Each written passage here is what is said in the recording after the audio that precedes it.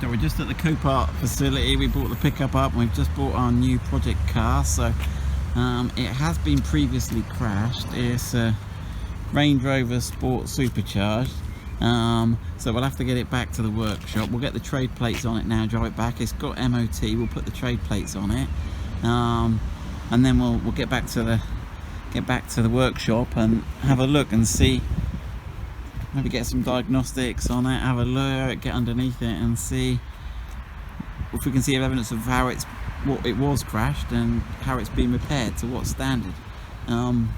But yeah, so we'll see how we get on. It might be a bargain, it's a bit of a risk. We've paid £25,000 for this, and if it's all good and straight-ish, it'll be a result, and we can start doing some more project stuff, bolting some stuff on it, which will be cool.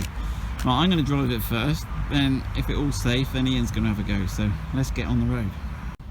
Right, so we've stopped. We're doing okay. There's a few things we've noticed. We haven't got a radio, we haven't got a phone, so I think that's a problem with and we haven't got a sat nav, so we've got to do. But the good news is we've got an average of 29 miles per gallon, and we've just driven through a city centre and down a stretch of motorway for a 5 litre. That's pretty good. Let me see if it'll show us that. Let me see. Start it up. We haven't got any radar, which is a little worrying. See, there we go. We've got average fuel 29.9 miles per gallon. So we're pretty happy with that. It's all driving. We've clearly got some things to bug. If I go and set the cruise control, tyre pressure monitoring set. I mean, it doesn't think the rear door's closed, but we think that's the rear damage. But again, we're only halfway back. We'll get to the workshop, but that's what we found so far. Ian's gonna have a drive now, aren't you, Ian? Yep, give it a go. I got the pickup, so he'll see if he can find any more faults with it. But we're doing okay. So here we are. We're back at the ranch. We've got the Sport Supercharged. That was quite good fun driving that. That is quite a rocket ship. And basically it's the same as the SVR. It's the same engine, just without the body kit and the sort of bright blue colour. So we haven't worked out what we're going to do to it yet. We'll do another video, but let's have a look. We did get it cheap. It was crashed and repaired. We've worked out what the crash damage is, and the repair is not looking great. But again, we haven't paid top money for it. It's hard to say what one of these is worth. It's sort of booking about 40,000+. So we've saved about £15,000. This side all looks good. So it is the autobiography. We've got the black piano gloss trim. There's a couple of marks here. All looks okay there. A couple of things are not working on the dash. We've got no navigation and no phone connection. So we need to have a look in the back and see if there's a problem. It looks like it's the things in the back, which is your phone and your satellite navigation, aren't talking to the things at the front. So it's either they're missing or they're not connected. We don't know. We need to take a look. Now this side's all good. The damage is on the other side. But if you look here, you see all this should be all nice and smooth. And you'll see you zoom in there, that's what that, oh, let me get that right, that's what that should look like there. But you'll see on the other side it looks a bit terrible. But we've got the nice two-tone interior. We've got the standard. It's the standard rear. I guess you can tell it's the Supercharged because you've got these twin exhausts coming out the back. I don't think there's a lot else that gives it away. We've got the Sport autobiography, but that I don't think. I'm not sure whether the red colour is for the Supercharged. I'll have to read up a bit more. If someone knows, tell us. So we've got the electric boot, we've got the silver lettering. There's always, on these crash cars, you always get worried when there's like bits of the clips missing. So that should have a clip like that in it, and that one looks like it's been out and a bit. So we'll take that off and have a look if there's something untoward. We're going to do the rear bumper upgrade anyway, so we'll have a look what's going on. But for doing videos for you guys, a crash car is perfect for us. We don't drive it that much.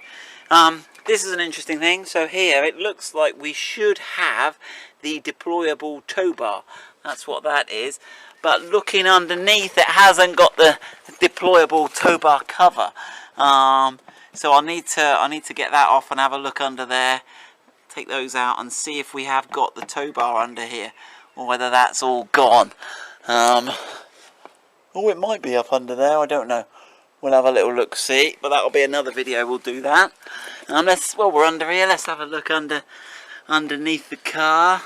It looks like there's something's gone on here, look. There's some welding gone on here, which doesn't look like it was on there. So that may have been something in the crash that did that. We'll have a look what else. We need to get it up on some ramps really and see what other damage we can see under here. One other fault code it's got is the E-diff. So I don't know what that is. I'll have to read up on the E-diff and see what that's all about. Let me just have a look if I can see any other telltale signs of damage under here. It looks like there is a bit of a dent in one of these panels under there. That sort of fuel tank area looks a bit dented. But we'll have another look. We'll need to jack it up really, get it on the ramps. But I'll do another video where we look underneath. This is just an initial. Right, so here we go. So again, this might help you guys if you're buying a Sport and you can see here there's some telltale signs. It's all a bit scratched along here. And then if you look along here, this edge here isn't smooth. It's got some rippling in it. There's lots of sort of strange marks around here. This here hasn't got there should be a plastic cover connecting that. And the bolts here aren't the proper bolts. They should be torque bolts. It's got some bolts in there. So we're pretty sure it's got some side damage. We need to check whether the seats have got airbags in. It's probably that they've deployed. And if you look at the headlining, you'll see, if you look carefully, you'll see these creases here on this side. So someone's had this out, or the airbags have gone off there. But if you look on that side, it's nice and smooth. So I think we know why we've got it cheap. But what have we got? We've got heated rear seats. This is the back. Now, obviously you know it's the back. Right, let's have a look. But we've got this nice Alcantara headlining. We got this blind here. We've got to get this blind sorted. When we tried to retract the blind, it didn't go back properly. So we've got a few things to sort out. There's a foot mark on the interior here. Not normal. I think they've probably put new doors on it. I can't see a door surviving. There is a slight dent in the door here, but I'm not sure if that's just the second-hand door or. And there's been some pretty bad painting done here. It's actually painted over the label. If you have a look where they've masked it, they haven't masked it straight down. So we'll have to get some new labels. And again, you can see here the bolts, and it looks like perhaps they've elongated or something here and not painted the bolts. They need painting. These catches they're not sitting quite right, so we may have to adjust some of these catches here.